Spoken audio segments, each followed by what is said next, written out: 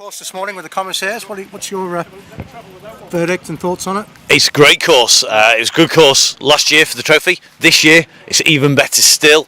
They've adapted a couple of pieces. They've got a longer start straight. It's going to mean it's going to be a real long charge. You're going to have to conserve energy, position yourself in. So Ipswich last week was great practice for that, and they're going to come charging through the finish and up onto the bank with a slightly different turn. But the course itself, for the rest of it, dry. 2 boggy bits which could catch riders out, but on the whole really dry, really solid, and it's going to reward riders who commit to some serious speed around the corners.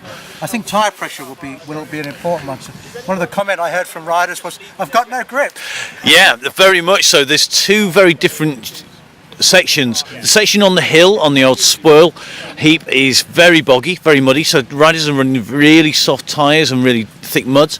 But then you come round the back of the main HQ and go over the bridge, it's really hard, and there's a lot of off camber where it's solid and it's already starting to cut up, and riders are finding that they are sliding out all the time. Balance is going to be critical. It's all about having flow, not braking too hard, not decelerating, and keeping your speed around the corner. And I think lots of riders changing tyres. The car park area at the moment, I've seen more pumps in action here than we've probably seen the rest of the trophy series that we've had before. So we come to national champs, everyone's going to have to use the experience to get it right, and I don't think anyone will. Tomorrow morning it's going to be really cold, first race of the day, Vet Women's race. Expecting that to be really quite tough for the riders to get the right tyre pressures. Conditions are going to be cold. It's already getting cold here, and we expect everything to get harder and slippier. Then as it starts to defrost, like we saw at Cyclo Park at Gravesend, it's going to get slippier and slippier as the day goes on. And I think once we get into the youth races in the 14 and 16s, it's going to be absolutely manic. We've got a full field in the Vet 50s and the Vet 40s to follow. It should be absolute carnage on some of the sections. The hill, the run up that hill, we walked it and we looked at it and went, yeah, you could ride up that if you go quick. Now, no, there's been riders sliding down backwards. It's like going up the escalator the wrong way for some of them. The bikes are going down, they're sliding around, they're taking a second run at it. And it's going to be tricky for the kids as well. Got to remember, some of these small mountain bike shoes, small cross shoes, don't take studs, so you can't even put them in. So they've not got studs, and they're light, they're not going to dig in, and they've been sliding already. So tomorrow, by the time we've had a few hundred riders around, it's going to get really tricky. Once we move on Sunday, a lot of damage to the course, a lot more mud, and I think it's going to be a whole different course on the Sunday than it is on the Saturday. That's quite exciting. I think for the first time in a long time, it's on BBC on the red button. Who do you think is worth a watch? I mean, people like Evie Richardson, Tom Pidcock, there's some such exciting riders. There's some really exciting riders and some really exciting races.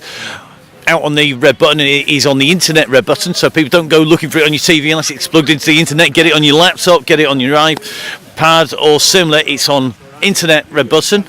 When you're looking at that, we're going to have the under 23 women, so we're going to have Evie, but we've got Fionn, Hattie, all going to be up there. The juniors actually qualify for the under 23 as well, so they can take home 2 on the way. So it's going to be really interesting to see them all fighting out. It's Evie's to lose.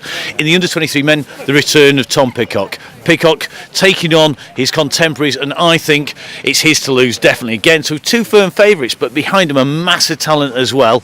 Move on to the junior race in the middle of the day. That's going to be interesting. Lots of riders up there, lots of the future spot, but then we move on to the elite women and the elite men.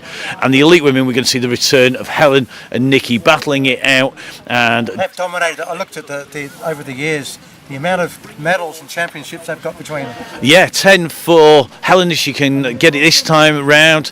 Nikki's there wanting to add to her talent. She's had a great season. She's on the new team, on the Medita Canyon team.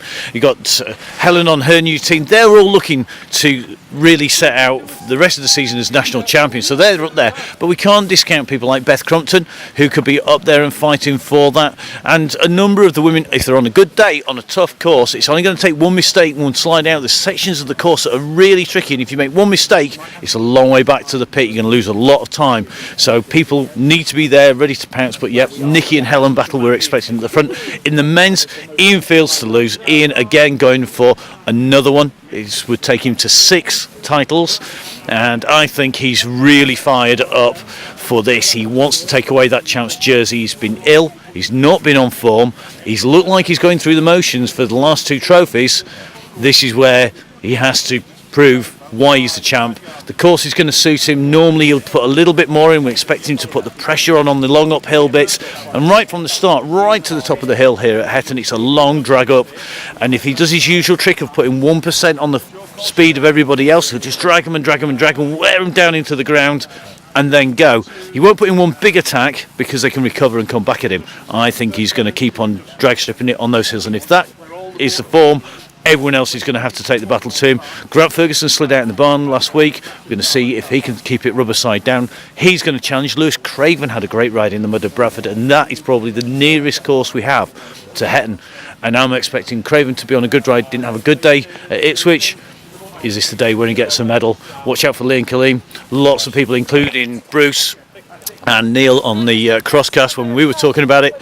He was a big pick for them because it is a power course and it is one where you can really diesel through. And Kaleem on the form of his life, I think, at the moment, and we expect him to be up there. 2001, he goes back, almost 16 years. Yep. With under 23s, and he's just always there. He is, and I was looking back through the archives on Velo UK and looking through all the names going right the way back to 1955 that I think it's Neil Hendricks put on there, so Jim Hendricks put on there, and it was really interesting to see the names on there. But you look back and you see Liam all the way back there, and you think, how is he still able to perform? But the same's true of Nick Craig. We're going to see Nick. Back in the 90s and 80s. I know, back in the 90s and 80s, and now racing in the Vets Championship and in the Elite Men's Championship. That's going to be great to see. It'd be interesting to see if Rob Joe can get back on form. Another great champion. Lot of running on this if it really does deteriorate between now and Sunday. At the moment, it's too fast, I think, for him, and all the riders are saying it is full gas all the way.